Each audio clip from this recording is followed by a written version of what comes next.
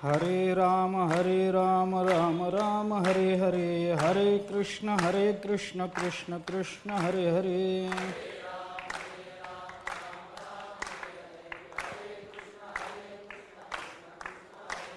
हरे राम राम हरे हरे, हरे कृष्ण कृष्ण कृष्ण हरे हरे।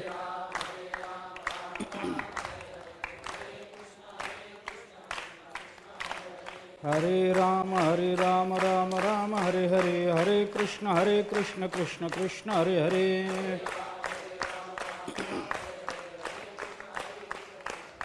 पुंडलिक वरदे हरि विठ्ठल श्री ज्ञानदेव तुकाराम।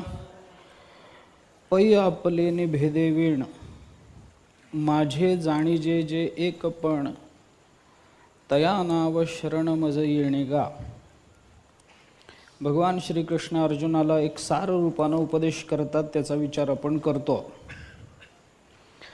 आपला भेद टाकून जो एकपणानं मला जाणून शरण येतो त्याला मी शरणागती असं म्हणतो।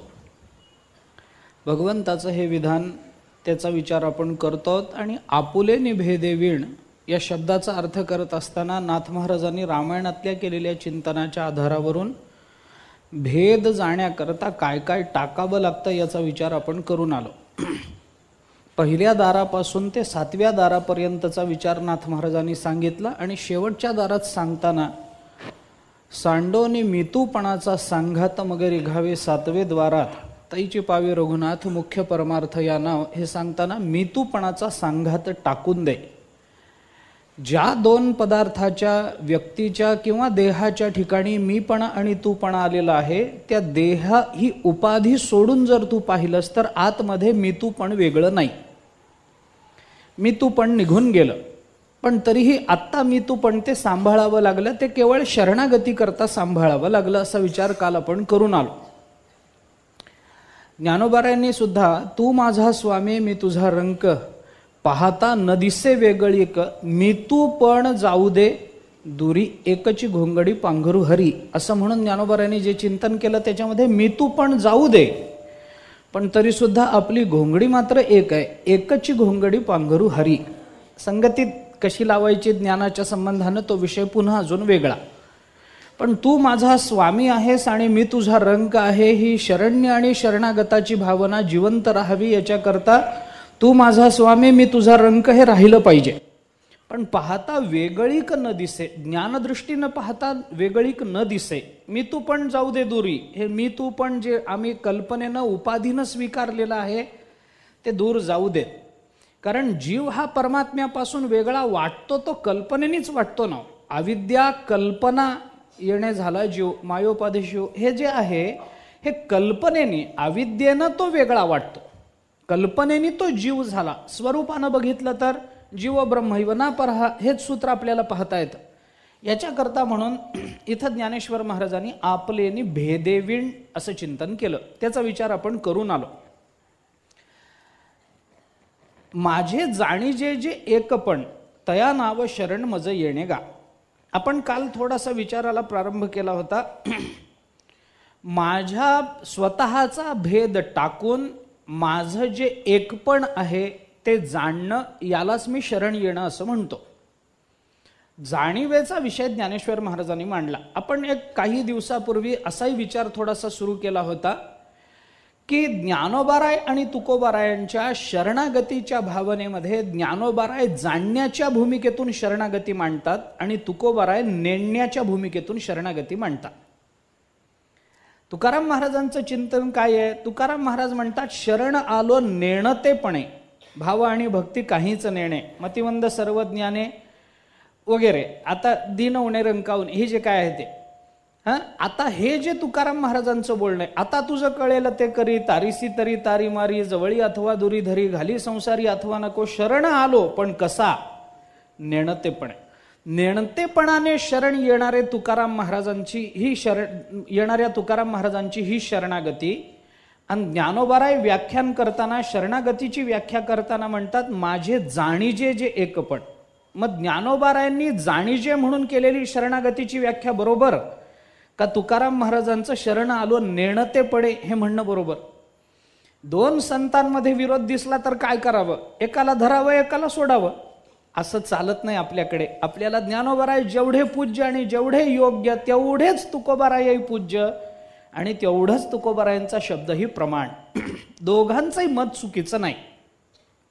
मग हे जाणीजे आणि नेणीजे या दोन्हीमध्ये जी शरणागती आली त्याची संगती कशी लावायची? दोन संतांच्या मध्ये विरोधाभास निर्माण झाला. प्रमाण जर एकमेकांच्या विरोधात असतील तर तो विरोध विरोध म्हणून स्वीकारायचा नसतो, त्याच्यामध्ये समन्वय साधायचा असतो. मागचे पुढचे संदर्भ बघा आणि मग त्याच्यामध्ये काय विरोध आलाय त्याचा समन्वय साधा. ब्रह्मसूत्राच्या पहिल्याच अध्यायामध्ये, समन्वयाध्याय म्हणून जो प्रसिद्ध आहे, या पहिल्याच अध्यायामध्ये आचार्यांनी 4 पादाची जी संगती आपल्याला लावून दिली त्या संगतीचा आपण विचार करा. पहिल्या पादाचा विचार करताना आचार्यांनी जी संगती लावली ती दुसऱ्या पादाच्या विचारात नाही. श्रुतीची संगती आहे, श्रुतीतल्या शब्दांची संगती आहे. दुसऱ्या पादामध्ये श्रुतींची जी संगती लावली ती तिसऱ्या आणि चौथ्या पादात नाही. वेगवेगळ्या पद्धतीने आचार्याने विचार केला. त्याच्यामध्ये मी विस्तारानं तो आत्ता सांगतही नाही, कारण मला तिकडं जायचं नाही. मला शब्दाच्या अनुषंगानं बोलायचं नाही. मला या दोन भावाच्या आणि विरोधाच्या अनुषंगानं बोलायचं. दोन्हीमध्ये समन्वय करा. समन्वय कसा करता येईल? समन्वय करताना तो 2-3 अंगानं आपल्याला करता येऊ शकतो. एक तर दोन संत महात्मे ज्या वेळेला दोन परस्पर विरोधी विधानं करतात त्यावेळेला कदाचित ती दोन विधानं ज्यांच्या संबंधानं निर्माण झाली आहेत ते कोणीतरी दोन वेगळे असले पाहिजेत. ज्याला ज्या परिभाषेमध्ये समजावून सांगायचं त्याच परिभाषेमध्ये सांगितलं पाहिजे. मूर्ख असेल तर त्याला भाषा वेगळी वापरली जाते, साधक असेल तर भाषा वेगळी वापरली जाते, सिद्ध असेल तर भाषा वेगळी वापरली जाते. जो असोनी संसारी आहे त्याच्याकरता हरिमुखे म्हणाच आहे, पण जो 1400 वर्ष जगून 14 वेळेला काळाला परतून वाघावर बसून आला त्याच्याकरता नुसतीच एवढी भाषा नाही. साधका करता, मंद साधका करता 9000 ओव्या ज्ञानोबारांना ज्ञानेश्वरीत वापराव्या लागल्या, पण चांगदेवांना 65 ओव्यातच कळून गेलं की नाही सगळं. का असं झालं? कारण दोन्हीचा अधिकारी वेगवेगळा. ज्यांच्या समोर ही भूमिका मांडली गेली ते दोन्ही वेगवेगळे आहेत म्हणून एक शक्यता ही असते. नाहीतर दुसरी शक्यता अशी असते की या दोन्ही विधान ही जी परस्पर विरोधी विधानं वाटतात, या दोन्ही परस्पर विरोधी विधानांचा कालावधी काय आहे हा विचार केला पाहिजे. वेगवेगळ्या काळामध्ये याच्यात मत परिवर्तनाचा विषय चालू नाही, पण संत महात्मे जे बोलतात ते काळाला अनुसरून बोलतात.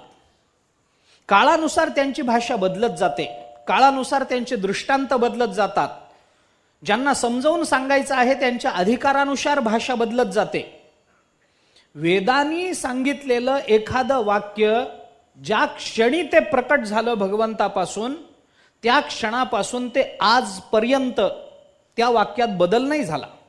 ते तसंच राहिलं, जसं राहिलं तसंच राहिलं. मौखिक परंपरेनं वगैरे ते सांभाळलं गेलं, गुरु शिष्य संप्रदायातून सांभाळलं गेलं, जे काही असेल ते. पण वेदाची वाक्य जशीच्या तशी सांभाळली गेली, त्याची संगती लावताना नंतरच्या लोकांची ओढाताण झाली. त्या काळात म्हटलेलं आहे, विशिष्ट प्रसंगामध्ये म्हटलेलं आहे, मग आजच्या काळात लावताना ते असं लावून घ्या.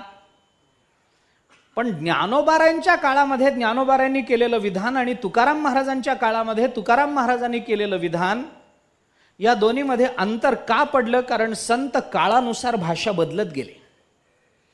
संतांनी जसंच्या तसं राहायचं आपल्याला सांगितलंय, ते जसंच्या तसं समाजाला कळो न कळो असं म्हणून सांगायचं ठरवलं असतं तर चाललं नसतं. ऐसी कळवळ्याची जाती जर संत महात्मे असतील तर आपल्याला जेवढं पचेल, ज्या भाषेत पचेल, जे पचेल तेच संतांनी आपल्याला खाऊ घातलंय. वेदांनी काय केलंय? ताट वाढून ठेवलंय. तुम्हाला झेपलं एवढं गेलं, जेवा नाही तर मरा. आम्हाला डायबिटीस आहे ते आम्हाला सांगू नका, ताटात हे वाढलंय, खायचं की न खायचं तुम्ही ठरवा. पण तुकाराम महाराज म्हणतात तुम्हाला डायबिटीस आहे का? मग मी कारल्याची भाजी वाढतो ना तुम्हाला.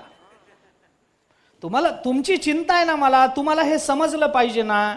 मग तुम्हाला जर डायबिटीस असेल, तुम्हाला मधुमेह असेल, तुम्हाला गोड जात नसेल, मी कारल्याची भाजी वाढतो. मग किती सांगो तरी नाही कती बटकीचे, पुढे शिंदळीचे रडतील. आली कारल्याची भाजी खा. मधुमेह आहे तर तुम्हाला सोयीनं जे आहे, तुम्हाला जे पचेल ते, तुम्हाला जे रुचेल ते, याचा अर्थ आपल्या मनाचं मनोरंजन करण्याकरता तुकोबाराय बोलले असं नाही, पण आपल्या मनाला जे झेपेल, जेवढं झेपेल, जसं झेपेल. लहान मुलाला अन्न खाऊ घालताना पहिल्यांदा लगेच आई, त्याला लहान बालक आहे, अगदी जन्माला 1-2 दिवसाचं आहे, त्याला लगेच मूल जन्माला आलं म्हणून आवडीनं पुरणाची पोळी नाही खाऊ घालत. त्याला पहिल्यांदा दूधच द्यायला लागतं, नंतर हळूहळू भाताची पेच सुरू करावी लागते, मग हळूहळू भात सुरू करावा लागतो, मग हळूहळू पोळी सुरू होते, मग हळूहळू आमटी सुरू होते, आणि मग हळूहळू पुरणाची पोळी द्यावी लागते. हे हळूहळू हळू करणे की नाही, हळूहळू ढाळे ढाळे शनय शनय रूपरमेद आहे की नाही. हळूहळू ढाळे ढाळे केऊ तेने एके वेळे मार्काजेने बळे निश्चित ठाके, असं होणारच. हे एकदम देखे उत्प्लवना सरिसा पक्षी फळाशी झोंबे जैसा सांगे नरू केवी तैसा पावे वेगी. तो हळूहळू ढाळे ढाळे केऊ तेने एके वेळे मार्गाचेनी बळे निश्चित ठाके, असंच होणार. मोडीत मोडीत पार्था वास पाहे, तो असंच होणार. उठती या आत्मप्रथा आहे भूतभेद व्यवस्था, मोडीत मोडीत पार्था, हळूहळू. मग हळूहळू पंडूसुता मीची होशील, हळूहळू.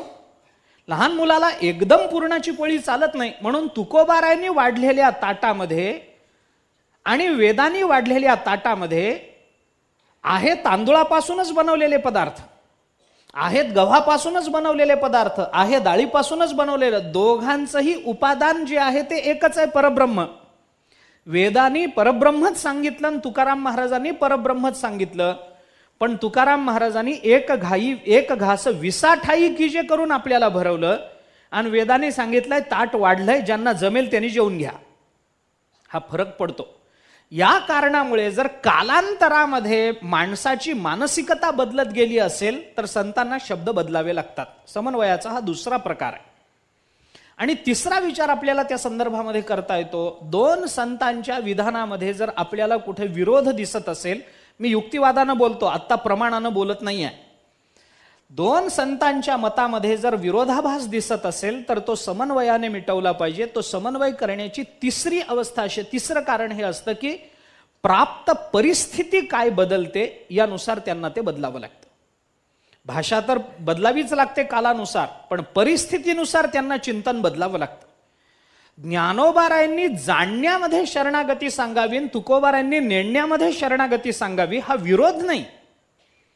आपण विकल्प मांडायचे झाले तर असे मांडू शकतो की कदाचित ज्ञानोबारायांच्या काळामध्ये सगळेच ऐकणारे हे ज्ञानप्रवृत्त झालेलेच होते, त्याच्यामुळे त्यांना जाणूनच तुम्ही शरण गेलं पाहिजे हा आग्रहाचा विचार ज्ञानोबारायांना मांडावा लागला. तुकाराम महाराजांच्या काळामध्ये एवढे ज्ञानी, ज्ञान पिपासू असे कोणी फार दिसले नसतील, म्हणून तुकाराम महाराज म्हणाले जाणणं नेणणं नंतर होईल, आधी नेणतेपणाने काय ना तुझी शरण जा. काय सांगता येतं, विकल्प आहे.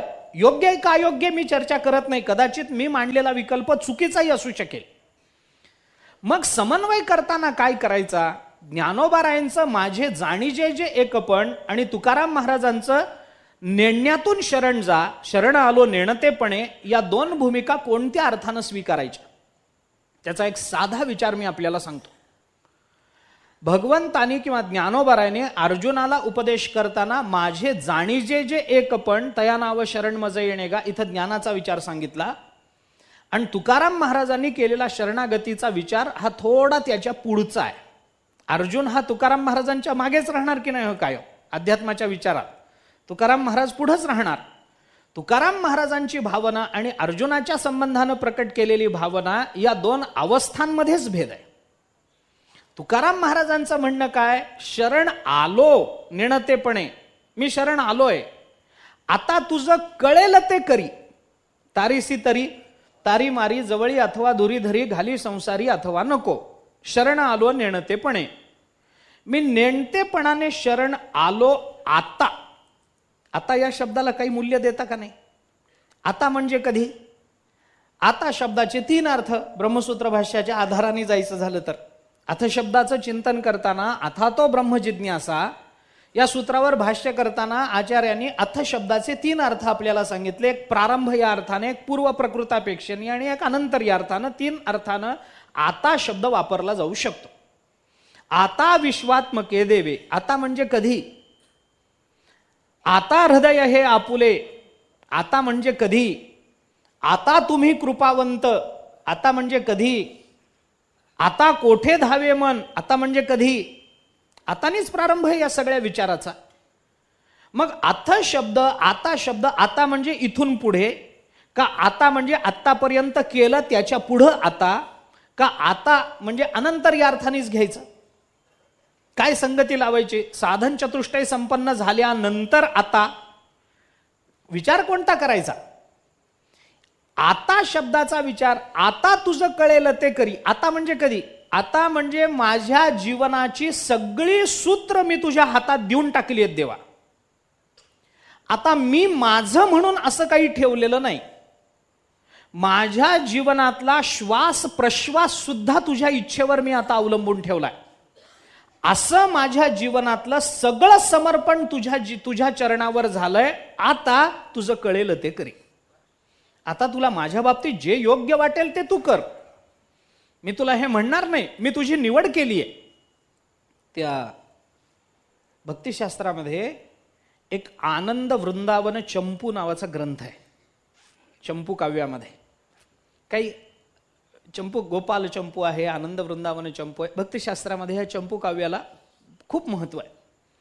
त्या आनंद वृंदावन चंपूमध्ये एक गोपिका आपल्या मैत्रिणीला सांगताना असं सांगते, माम धवो यदि निहंती हन्यताम, बांधवो यदि जहाती हियताम, साधवो यदि हसंती हस्यताम, माधव हा स्वयं उरीकृतो मया. ती गोपिका असं सांगते, माम धवो, माझा नवरा. 2 पाठभेद आहेत. माम धवो असंही आहे आणि माधवो असंही पाठ आहे. माझ्या नवऱ्याने मला मारायचं असेल मारू देत. माझ्या बांधवांनी माझा त्याग करायचं ठरवलं असेल करू देत. बांधवो यदि जहाती हियताम, करू देत त्यांना त्याग माझा करायचा असेल तर. साधवो यदि हसंती हास्यताम, साधवा जर संत महात्म्यांना माझ्या अवस्थेवर हसायचंच असेल, माझी टिंगलच करायची असेल, हसू देत. ज्यांना ज्या साधूंना माझ्यावर हसायचंय हसू देत, हस्यताम.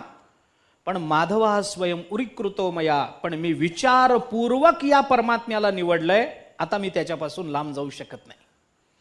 माधवो या अर्थाचा विचार, मामधवो सोडून द्या. माधवो असा पाठ घेतला तर तुकाराम महाराजांच्या वचनाचाच हा अनुवाद आहे, किंवा तुकाराम महाराजांचं वचन या वचनाचा अनुवाद आहे असं म्हणण्या इतपत साधर्म्य आहे.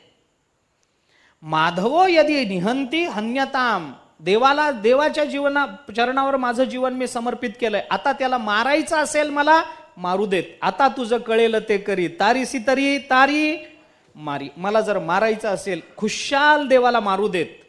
पण मी आता विचारानं त्याचा स्वीकार केलाय. आता मी त्याला सोडून जाऊ शकत नाही. माझं काय व्हायचंय ते होऊ देत, मला काय मिळायचंय ते मिळू देत. अपिकीट पतंगो वा भव्यम शंकराज्ञया न तू इंद्राहम त्वया दत्तम त्रैलोक्यमपि कामये. हे उपमन्यू बोललेच की नाही? तपाला बसलेल्या भगवान शंकराची प्रार्थना करणाऱ्या उपमन्यूला भगवान शंकरच इंद्राचं रूप घेऊन भेटायला गेले.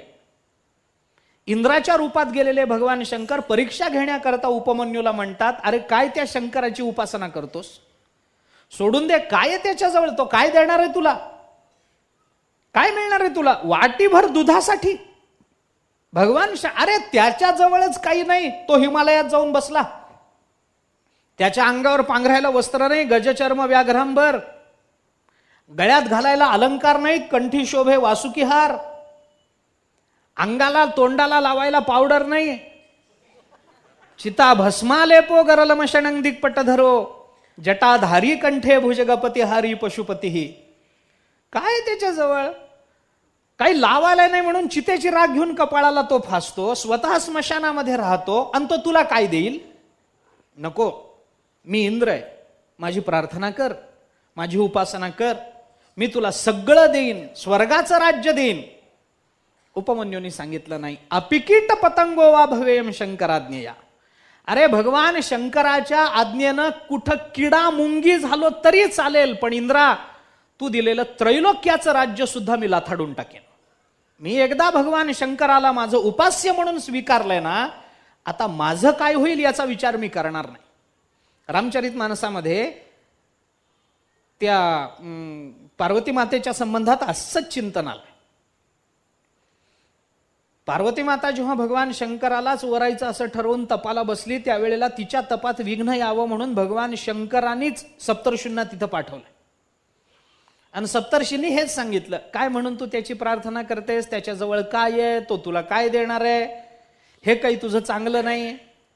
अगं तू स्त्री आहेस, तुला दागिन्याची अपेक्षा असणं स्वाभाविक आहे, त्याच्याजवळ कुठले आले दागिने, काहीच नाही त्याच्याजवळ, अंगावर नेसायला वस्त्र नाही, त्याच्यापेक्षा तू विष्णूचं चिंतन कर, त्याचा पितांबरच इतका सुंदर आहे की तू त्याच्याच मोहात पडशील, तो दिसायला इतका चांगला आहे, तो असं कुठेही जाऊन चितेचं भस्म लावून घेत नाही, तो चांगल्या ठिकाणी राहतो, राहायला त्याचं ठिकाण चांगलं, त्याला घर चांगलं, त्याला कपडे चांगले, त्याच्या अंगावर दागदागिने, त्याच्या गळ्यात जर काही लॉकेट बिकेट असलं तर तुला काहीतरी मिळेल, याच्या गळ्यात वासुकी हार आहे, तुला काय मिळायचंय, नको तू याच्या नादाला लागू नकोस, तू विष्णूचं ध्यान कर.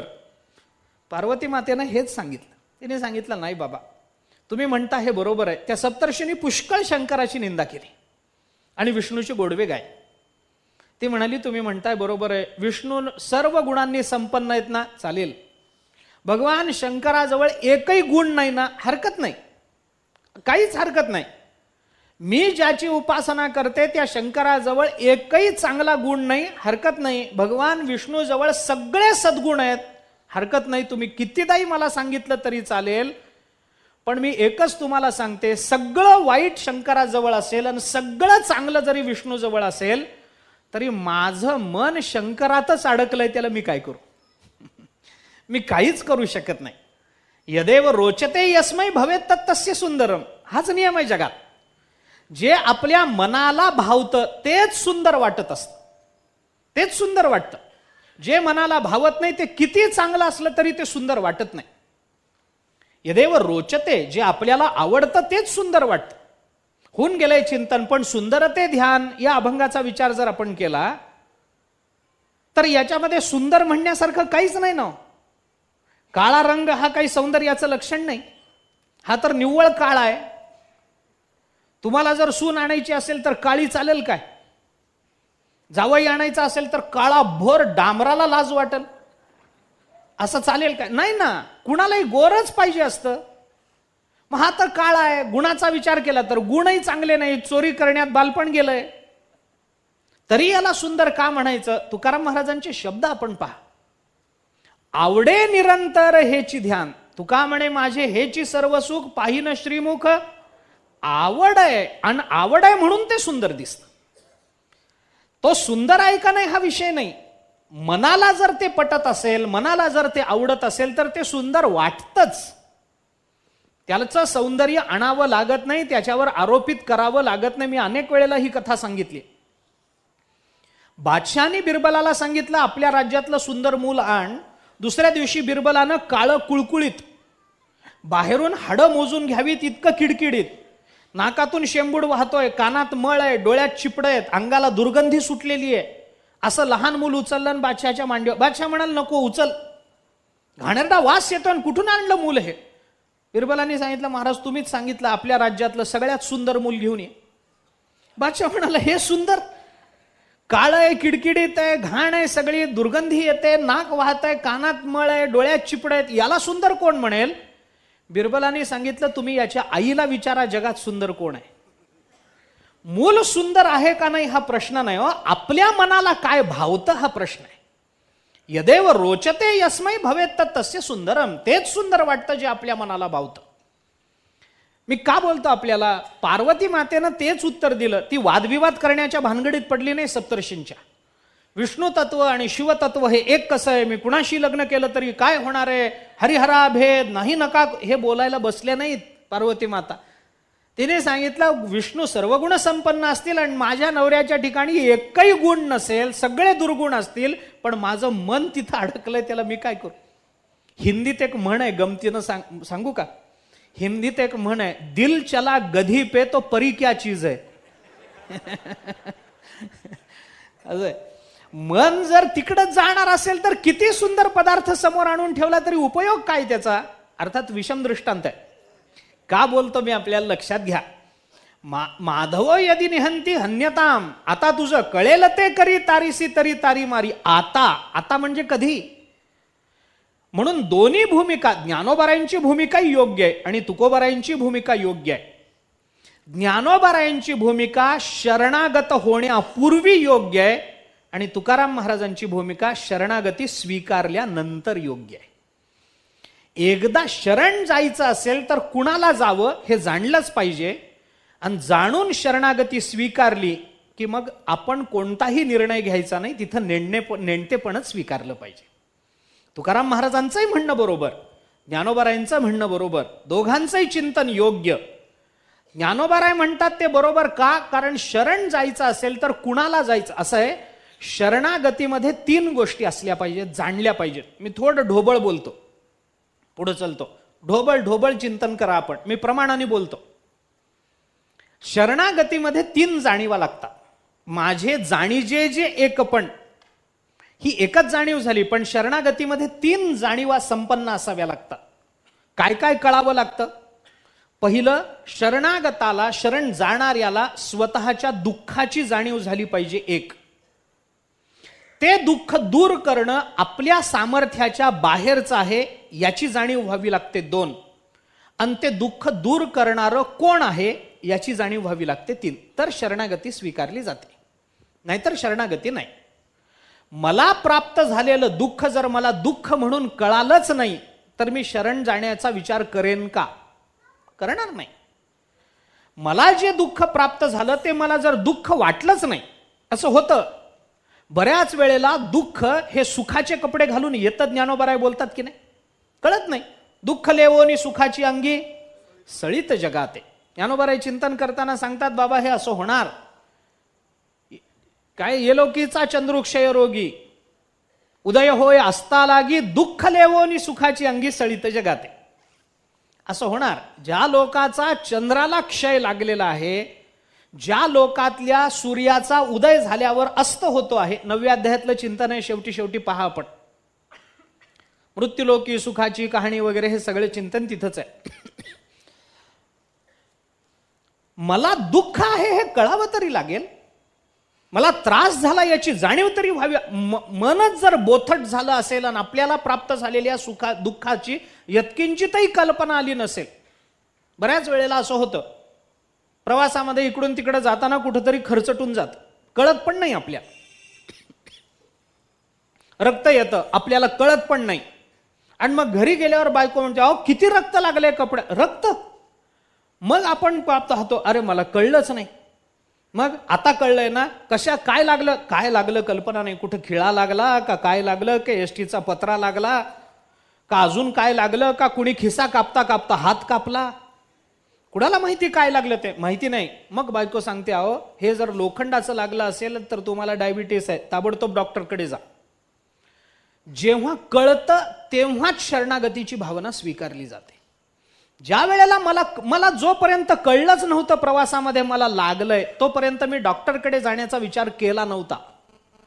म्हणून पहिली जाणीव अशी असावी लागते की मला दुःख आहे हे कळावं लागतं.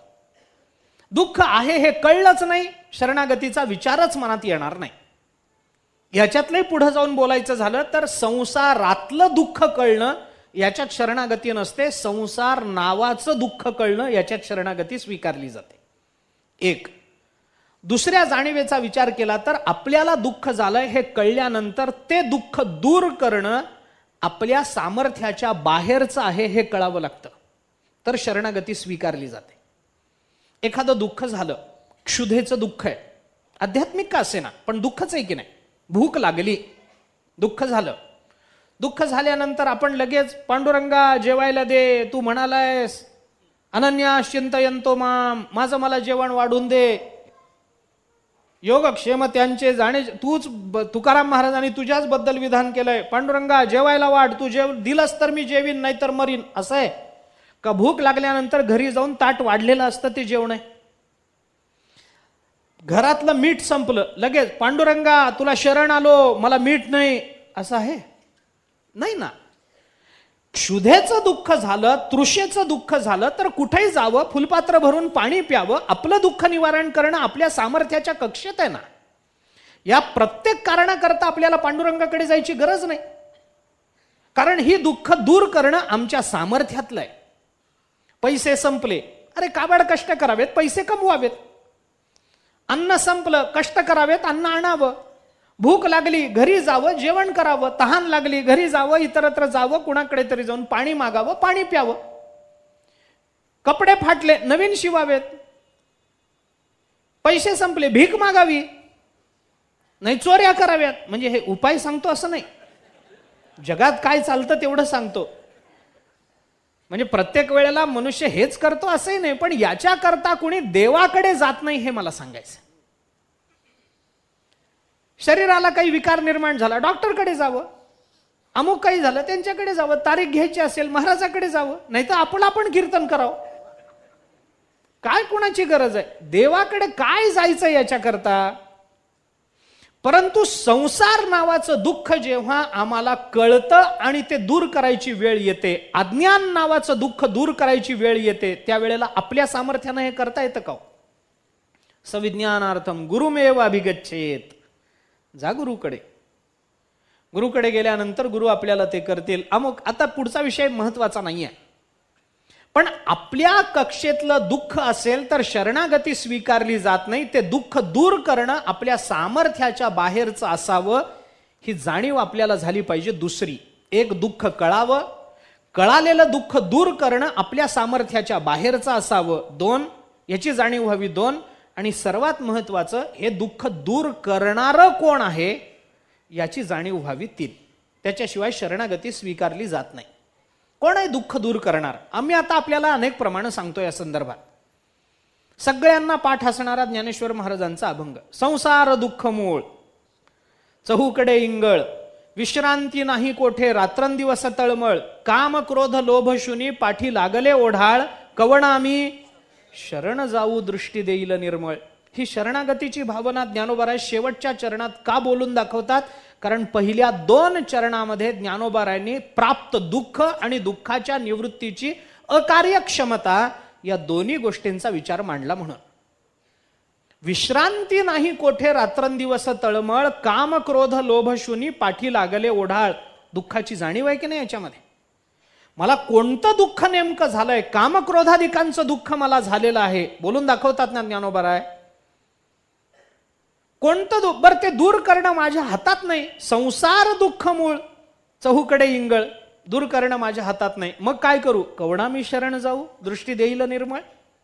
आपण विचार करा, ते दुःख दूर करणारा कोण आहे तेही जाणलं पाहिजे.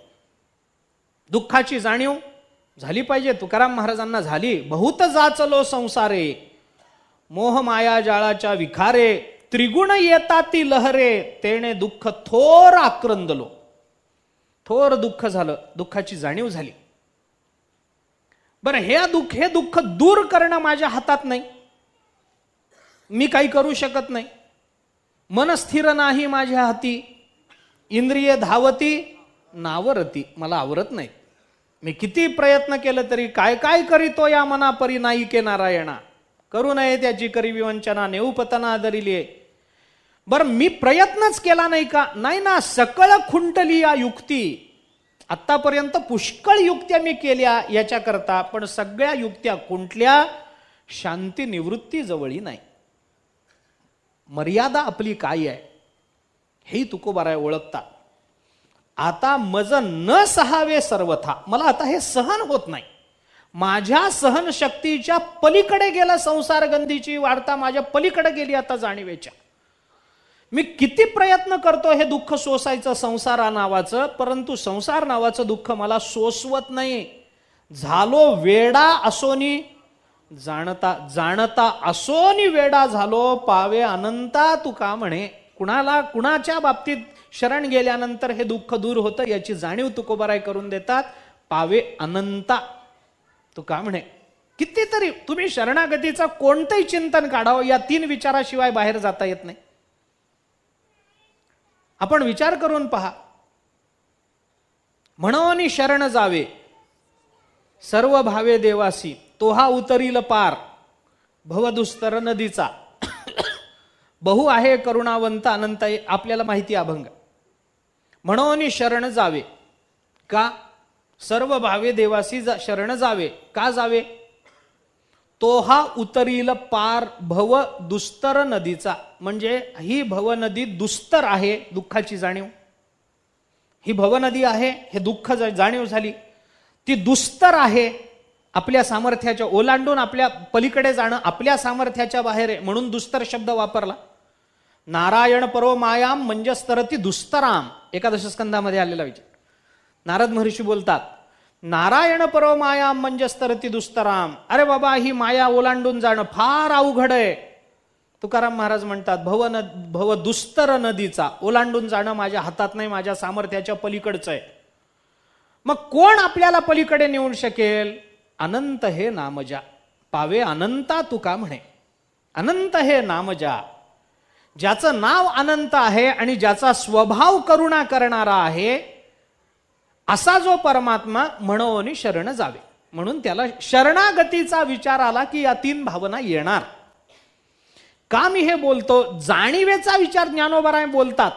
म्हणून या 3 जाणीवा आपल्या ठिकाणी समृद्ध असल्या की ज्ञानोबाराय त्याला शरणागती मानायला तयार आहेत.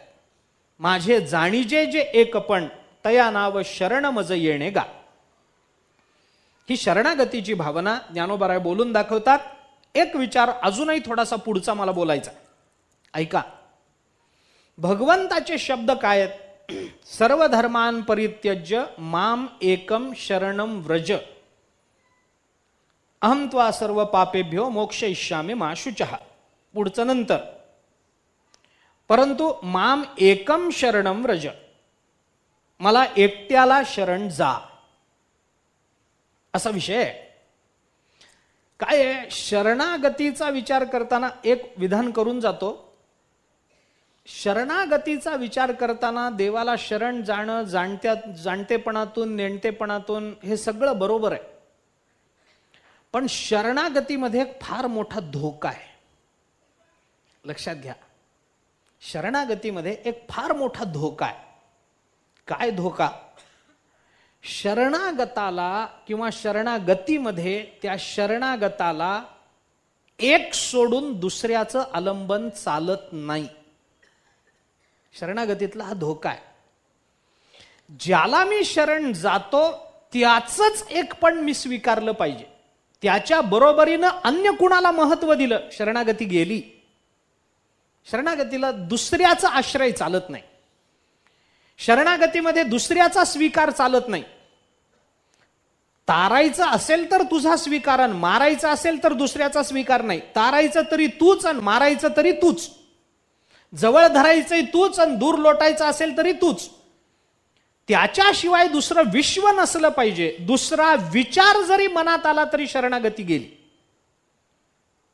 चालत नाही. ते ब्रह्मास्त्रासारखं आहे. रामायणामध्ये आलाय पहा संदर्भ त्याचा.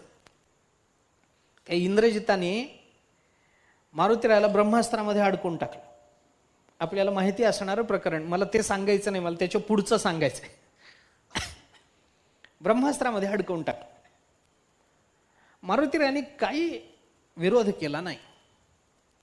ब्रह्मदेव मोठे आहेत,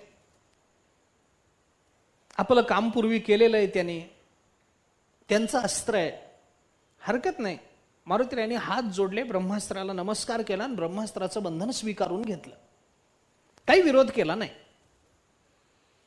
ब्रह्मास्त्राचं बंधन मारुतीरायावर पडलं. काय बंधन आहे? काही नाही. सामान्य दोरी जी असते, दोरी, साधी दोरी, त्या दोरीनं वेढला जातो तो. मारुतीराय वेढले गेले सामान्य दोरीनं. दोरखंडही नाही, सामान्य दोरीनं वेढले गेले मारुतीराय.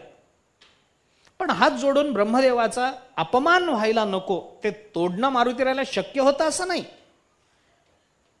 परंतु मारुतीरायाने हात जोडून शांतपणाने त्या बंधनाचा स्वीकार केला. मारुतीराय बंदिस्त झाले. आता मारुतीराय हलत नाहीत हे बघितल्यावर इंद्रजिताला, मेघनादाला आनंद झाला. आधीच युद्ध करून थकला होता. त्याने विचार केला, आता काही हा इथून हलत नाही. बघू ह्याच्याकडे नंतर, ह्याला राहू दे असंच, थोड्या वेळ झोपू. म्हणून इंद्रजित झोपला, विश्रांती घेण्याकरता गेला. गेल्यानंतर आता मारुतीराय काय ब्रह्मास्त्रानं बद्ध होते, काही बोलले नाहीत, स्वीकारलंच होतं बंधन, स्वतःहून स्वीकारलं होतं. हात जोडून ब्रह्मदेवाचं चिंतन करत तसेच शांत बसून राहिले रामचिंतन करत. अपमान व्हायला नको, उल्लंघन व्हायला नको, त्यांचं महत्व कमी व्हायला नको. कारण मारुतीरायाने ब्रह्मास्त्र मोडून मारुतीराय बाहेर पडले असते तर नंतर ब्रह्मास्त्राला कुणी किंमत दिली असती. त्यांचं हे मोडायला नको म्हणून मारुतीराय शांत बसून राहिले. इंद्रजित झोपायला गेला आणि इंद्रजित झोपायला गेल्यानंतर मारुतीराय कसे बद्ध झालेत हे बघायला काही राक्षस तिथं आले.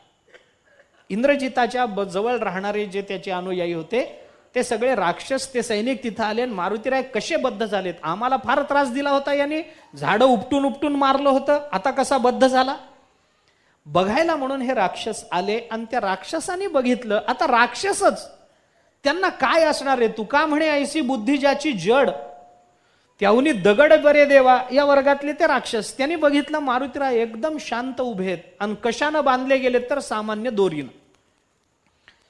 त्या राक्षसांना वाटलं आपल्या मालकाच्या हिताचा केवढा आपण विचार करतो.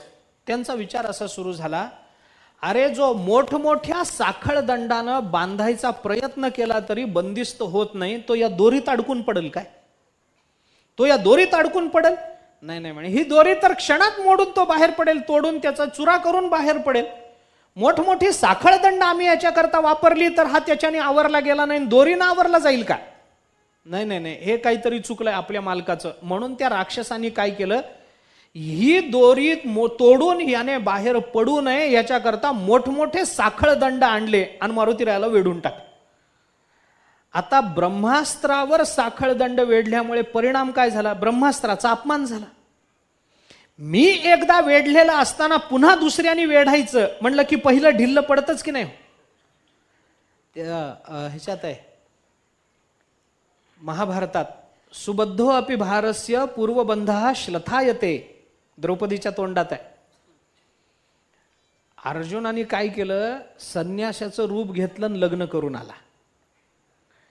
संन्याशी तुवा हो आणि चोरोनी नेली माझी भगिनी. संन्यास घ्यायला गेला आणि लग्न करून आला. किती छान विचार आहे.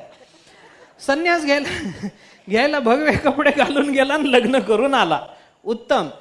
लग्न करून आल्यानंतर आता बायको आणली म्हणल्यानंतर त्या काळामध्ये ठीक आहे, द्रौपदी आधीची होतीच घरी, पण पुन्हा सुभद्रा आणल्यानंतर त्या आता नवीन जोडपं आलं, ग्रहप्रवेश, लक्ष्मीपूजन, कसंही जरी झालं तरी घर राजवाड्यात यायचं. आता पांडव काही दरिद्री नव्हते, झालं आलं ते दोघे आले म्हणल्यानंतर द्रौपदीनं औक्षणाचं ताट आणलं आणि अर्जुन आणि सुभद्रा या दोघांनाही औक्षण करायचं म्हणून अर्जुनाला कुंकू लावताना ती जेव्हा त्याच्या जवळ गेली तेव्हा एकच वाक्य बोलली, ते फक्त अर्जुनालाच कळलं, बाकीच्या कुणाला काही कळलं नाही. कुंकू लावल्याबरोबर अर्जुनाचा चेहरा पडला.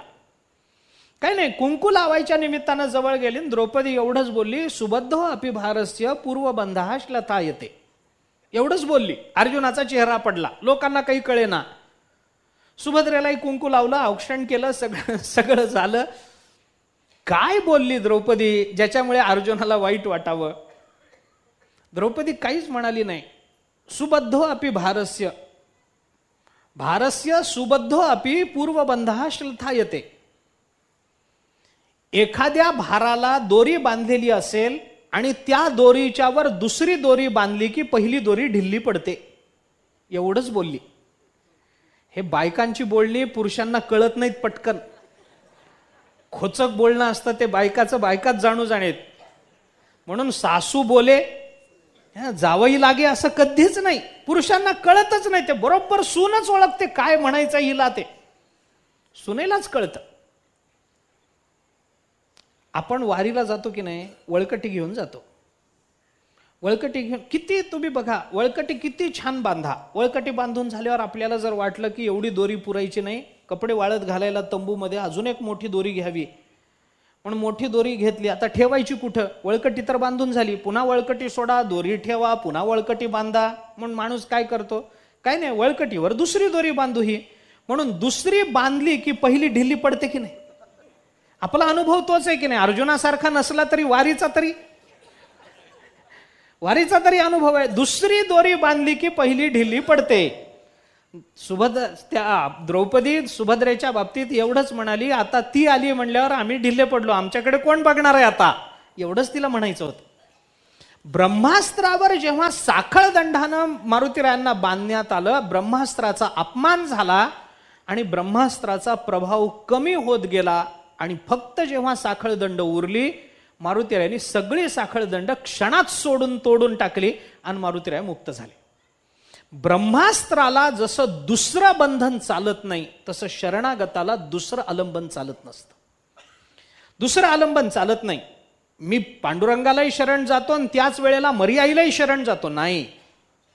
एको देव हा केशवोवा शिवोवा, शेंडी तुटो पारंबी तुटो, काय जे होईल ते होईल, आर नाही तर पार, पण इथंच आलंबन बदलायचं नाही.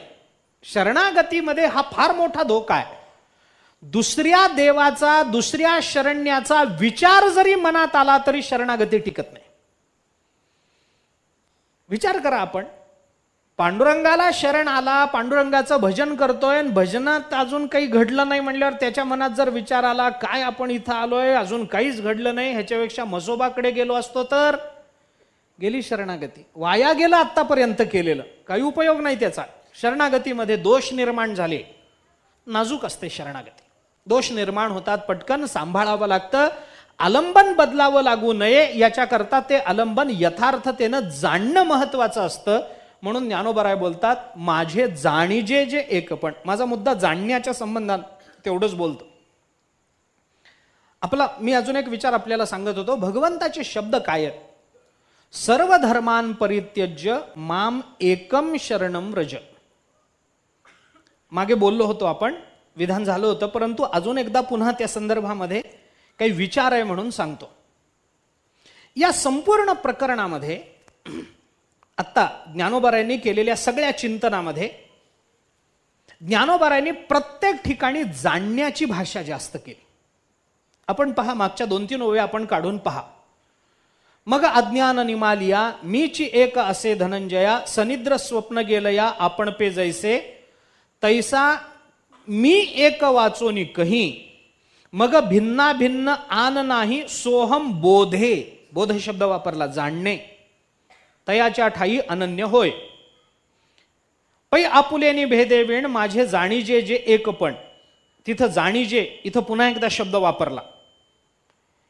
मी एकटा आहे, माझ्याशिवाय दुसरं काही नाही, माझ्या ठिकाणी भिन्ना भिन्नाचा विचार करायचं कारण नाही, मीच एक सर्वत्र व्यापून आहे.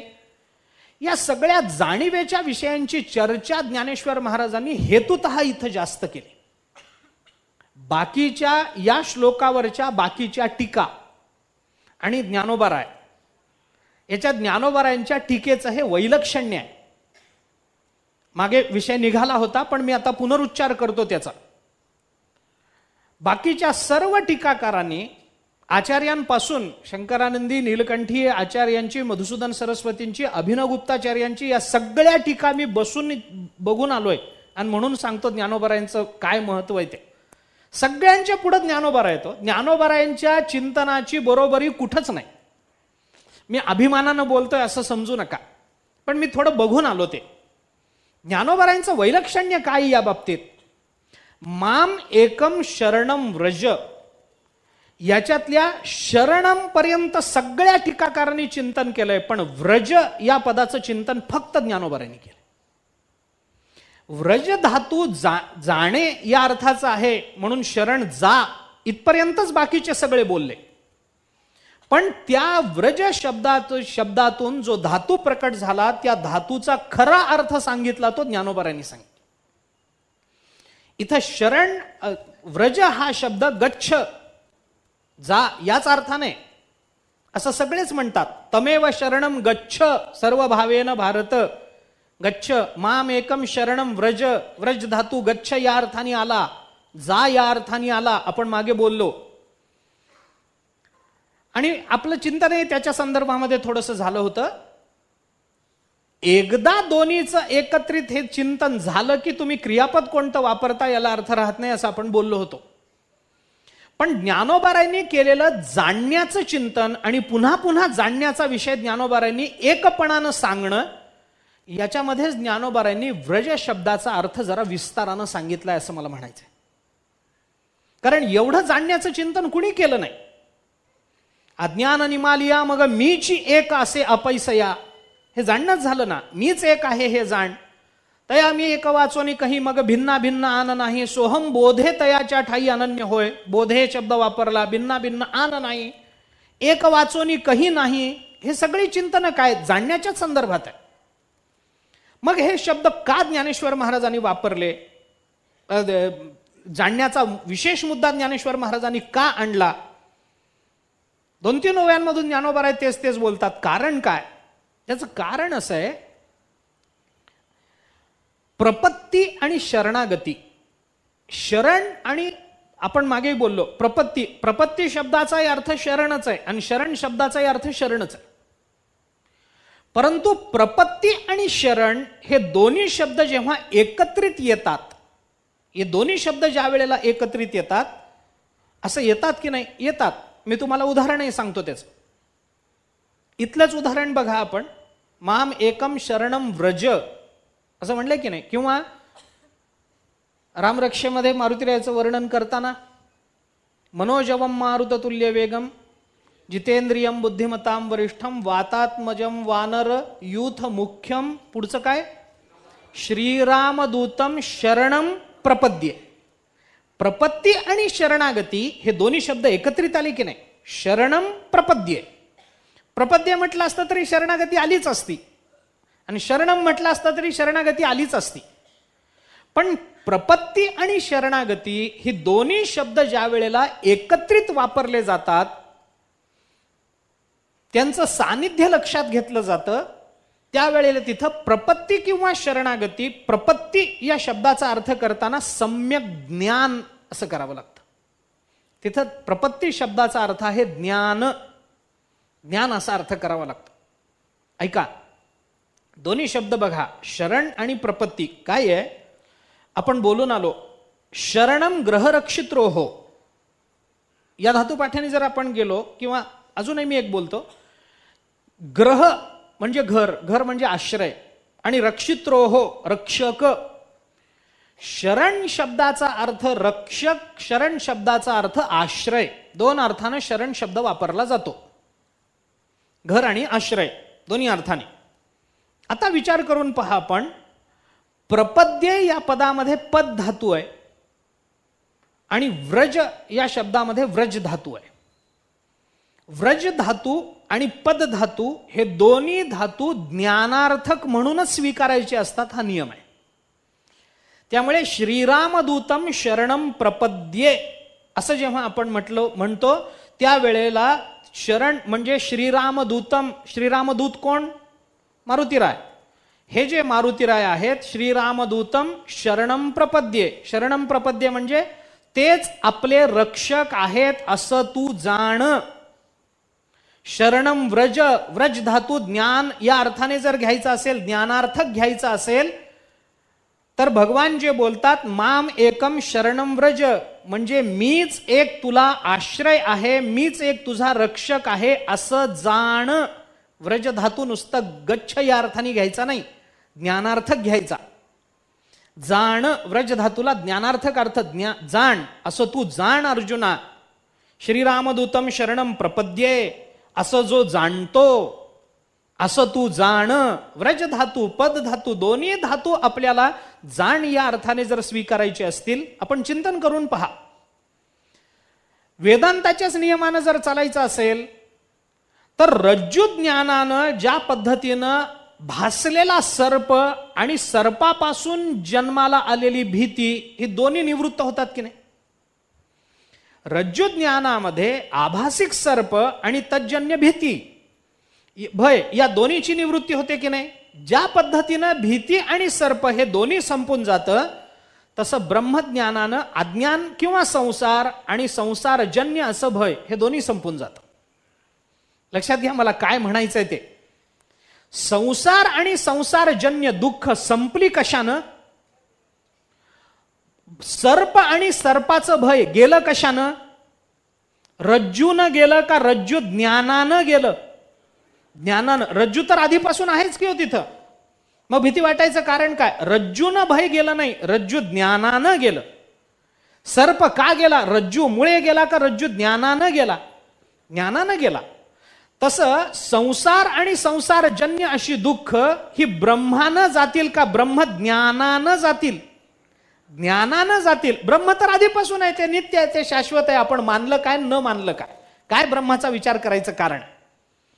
ते आपण नाही विचार केला तरी ते आहेच आहे, आपण नाही मानलं तरी ते आहेच आहे.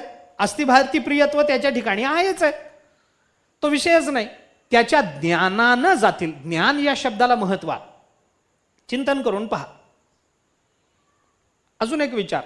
आता हे जाणवलेलं जे रज्जू तत्व आहे, या रज्जू तत्वाला तुम्ही, या रज्जूला तुम्ही काय म्हणाल? भय, सर्प भय निवर्तक म्हणाल की नाही? आता जरा पारिभाषिक संज्ञा जर वापरायच्या झाल्या तर ह्या रज्जूचा जो बोध झाला, हा बोध कसा झाला? रज्जू भय निवर्तक झाला. म्हणजे त्यांनी काय केलं? सर्प भय निवर्तक झाला म्हणजे त्यांनी काय केलं?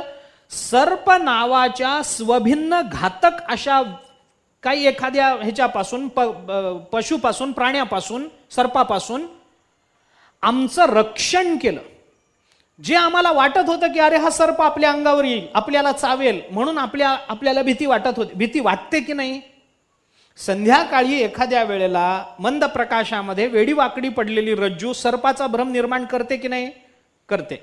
मग साप आहे असं क्षणात मनात आल्याबरोबर माणूस थरथरतो की नाही? भीतीनं कापतो की नाही? सा सा सा सा प प प प होतं की नाही? इथं साप आहे हो, होतं की नाही? घाबरून होतच. धोत्राचं पितांबर व्हायला किती वेळ लागतो? तसंही काही फार वेळ लागत नाही, लगेच होतं. त्याला काय असतं? भय आलं की नाही? बरं, भयाचं कारण आहे का तिथं? नाही. रज्जूला भिवून माणसाला ही अवस्था होईल का? माणसाची होणार नाही. पण रज्जू ज्ञानानं काय केलं? रज्जू ज्ञानाची भूमिका काय? ते आमच्या जीवनामध्ये सर्प भय निवर्तक ठरल्यानं आमचा रक्षक झाला. रक्षक, लक्षात घ्या. रज्जू तत्वबोध हे आमचं रक्षक झालं. तसं आत्मतत्वबोध हे सुद्धा संसार निवर्तक झाल्यामुळे आमचं रक्षक झालं. मरण माझे मरोनी गेले, मज केले अमर, आता कशाची भीती? भय नाही जन्म घेता, मोक्ष सुख हाणोलाता. कशाची भीती आम्हाला? भयाची तो आम्हा चित्ती राहो खंती शकेना, समर्पिले जीवे भावे कशा भ्यावे कारणे. कशाला घाबरायचंय आता? एका परमतत्वाचं यथार्थ ज्ञान झाल्यानंतर भय राहिलं कुठं? त्याच्यावर विश्वास ठेवल्यानंतर भय राहिलं कुठं? मी अनेक वेळेला, जवळजवळ दरवर्षी मी ही गोष्ट सांगतो. एका संन्याशाला समुद्र ओलांडून, काय नदी ओलांडून पलीकडे जायचं होतं. त्याने बघितलं नाव वगैरे काही नव्हती. तेवढ्यात त्याच्या लक्षात आलं की त्या देशाचा राजा सुद्धा पलीकडे निघालाय, त्याच्या नाव येतो. तो जवळ गेला आणि राजाला विनंती केली, मलाही तुमच्या बरोबर येऊ द्या, मलाही त्या देशात जायचंय समुद्राच्या पलीकडे. राजाने सांगितलं हरकत नाही, मला काय कडेवर घ्यायचंय काय? जहाजाला एका माणसाचं ओझं काय होणार आहे, या तुम्ही बरोबर, चला तेवढंच तुमची प्रवचनं ऐकता येतील. फुकट मिळालं की राजाही सोडत नाही. चला मग तेवढंच काहीतरी सांगाल आम्हाला, हरिपाठ काहीतरी सांगाल, चला. तो महात्मा जहाजावर चढला, राजाबरोबर प्रवास करायला लागला. नाव समुद्राच्या मध्यात आली आणि तुफान वादळ सुरू झालं. राजा बघायला लागला, आता हे लाटा कधी आपल्या जहाजाला गिळंकृत करू शकतील. मरण डोळ्यासमोर दिसायला लागलं. राजा राणी दोघंही घाबरायला लागले, पण महात्मा शांत आहे. राजाला आश्चर्य वाटलं, अरे समोर एवढ्या मोठ्या लाटा आहेत, जहाज वेडवाकडं हलतं आहे, मरण डोळ्यासमोर दिसतं आहे, आणि हा माणूस शांत कसा? त्या राजाने महात्म्याला विचारलं, म्हणे महात्मन तुम्ही एवढे शांत कसे? म्हटलं शांत कसे म्हणजे? अहो मरण डोळ्यासमोर आहे, कुठल्याही क्षणी आपण समुद्राच्या तळाशी जाऊ शकतो, एवढं मोठं वादळ आहे, आणि तुम्हाला भीती वाटत नाही? म्हणे कशाची भीती? वादळाची. नाही वाटत. म्हणे कशी काय नाही वाटत? आम्हाला वाटते ती. मी रोज युद्धभूमीवर जातो, रोज युद्ध करतो, पण मला मरणाची भीती आहे, आणि तुम्ही अजून एकदा युद्ध केलं नाही, तुम्हाला मरणाची भीती नाही? महात्म्याने विचारलं, राजा तुला उत्तर देतो, तुझ्या कमरेला तलवार आहे का? राजा म्हणाला, तलवारीनं काय वादळ जातं काय? तलवार घेऊन, तर तलवार आहे का? आहे. काढ. राजाने तलवार काढ. म्यान्यातून बाहेर काढ. बाहेर काढ. म्हणे धारदार आहे ना? राजा म्हणलं, काय खेळातला राजा वाटलो काय? अरे खरा खरा राजा आहे, खरी खरी तलवार आहे. धार आहे काय? बोट फिरवा, बोटाचा तुकडा पडल. खरंच धारदार आहे. राणीच्या मानेवर ठेव बरं. राजा म्हणलं, हिला मार. मी मार कुठं म्हटलं? मानेवर ठेव ना तलवार. मानेवर ठेवली. महात्म्याने राणीला विचारलं, तुमच्या मानेवर नागवी तलवार आहे, समोर मोठं वादळ आहे, जहाज इकडं तिकडं हलतंय, थोडा जरी राजाचा हात हल्ला तरी तुमची मान कापली जाईल, तुम्ही मराल. तुम्हाला भीती वाटते? राणी म्हणाली, वाटत नाही. अहो, नागवी तलवार मानेवर असून भीती का वाटत नाही? राणीनं सांगितलं, तलवार जरी नागवी असली तरी ज्याच्या हातात आहे त्याच्यावर माझा विश्वास आहे ना. तो हलू देणार नाही त्याचा हात, माझा जीव जाऊ देणार नाही. महात्मा म्हणाला, राजा हेच आमचं उत्तर आहे. वादळ जरी मोठं असलं तरी ते ज्याच्या हातात आहे त्याच्यावर माझा विश्वास आहे. मी त्याला जाणलंय. मला भीती वाटायचं काय कारण आहे? मरण माझे मरोनी गेले, मज केले अमर. का बोलतो मी हे लक्षात घ्या. ज्या आत्मबोध तत्वानं, आत्मबोध तत्व संसार निवर्तक म्हणून आपलं रक्षकच होतं की नाही? रक्षक होतं. म्हणून ज्ञानाचा आणि रक्षणाचा, ज्ञानाचा आणि शरणागतीचा संबंध असेल तर शरणम व्रज इथला व्रज धातू हा केवळ जा या अर्थानं स्वीकारायचा नाही. इथला व्रज धातू इथला ज्ञान या अर्थाने स्वीकारायचा. मला एकट्याला, मी शरण म्हणजे रक्षक, शरणम ग्रह रक्षित्रो, याच्यामध्ये रक्षक या अर्थाने घ्या. मीच एकटा शरण जाण्याला योग्य आहे आणि मीच एकटा तुझ्या जीवनाचा रक्षक आहे असं अर्जुना तू जाण. म्हणून ज्ञानोबरायांनी जाणीवेचा विषय एवढा फिरवलाय.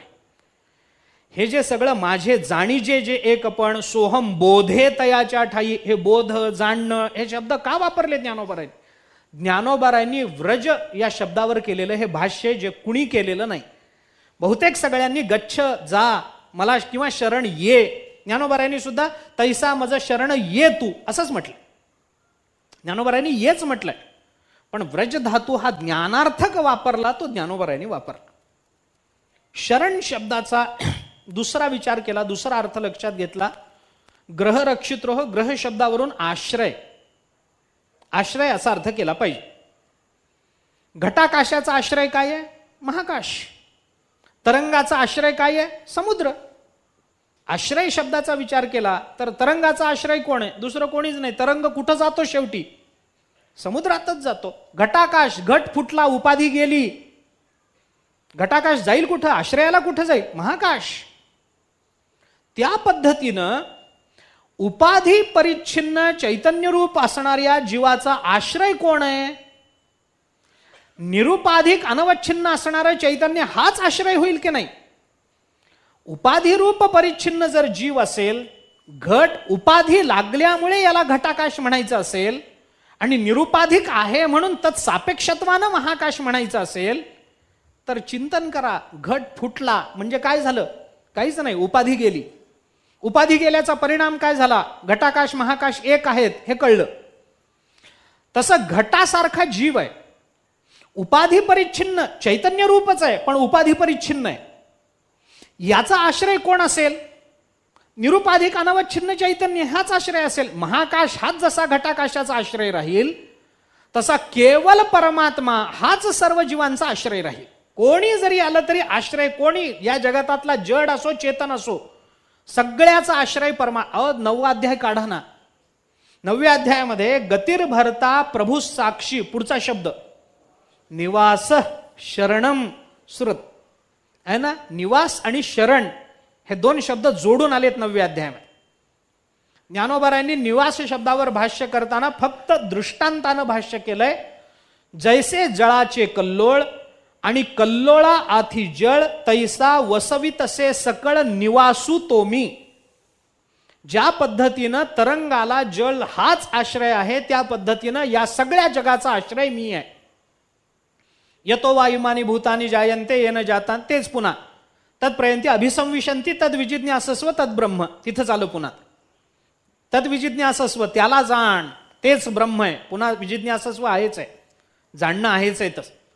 आणि पुढं ज्ञानोबराय बोलतात, अर्जुना जो मज होय अनन्य शरण, त्याचे निवारी मी जन्म मरण, या लागी शरणागता शरण्य कोण आहे? मीच एकू. शरण्य कोण आहे या जगतामध्ये? शरण जाण्यासारखा दुसरा कोण आहे? मीच एकू. शरणागताला शरण्य मीच आहे, माझ्याशिवाय दुसरा कोणी शरण्य नाही. भवंतम सर्वभूतानाम, आपण परवा बिभीषणाचा विचार बोलून आलोय, मी मागे जात नाही परत. म्हणून भयनिवर्तक असा मी, रक्षक आणि सर्वांचा आश्रय असाच परमात्मा म्हणजे मी आहे, हे तू अर्जुना जाण. माम व्रज, मला जाण. काय म्हणून जाण? शरणम व्रज, मी रक्षक आहे आणि मी जगाचा आश्रय आहे, हे तू जाण. व्रज धातू आपल्याला नुसतं तिकडं जा हे सांगण्याकरता वापरला नाही भगवंताने, जाणण्याकरता वापरला. म्हणून ज्ञानोबराय जाणीवेची चर्चा करतात. श्रुहिंसायाम या धातूपासून शरण शब्द सिद्ध झाला. नीलकंठी टीकेत आलेला विचार. श्रुहिंसायाम या धातूपासून शरण शब्द आला. कसा आला, काय आला, ते व्याकरणाची प्रक्रिया मला कळत नाही, पण त्याच्यातला धातू हा आहे.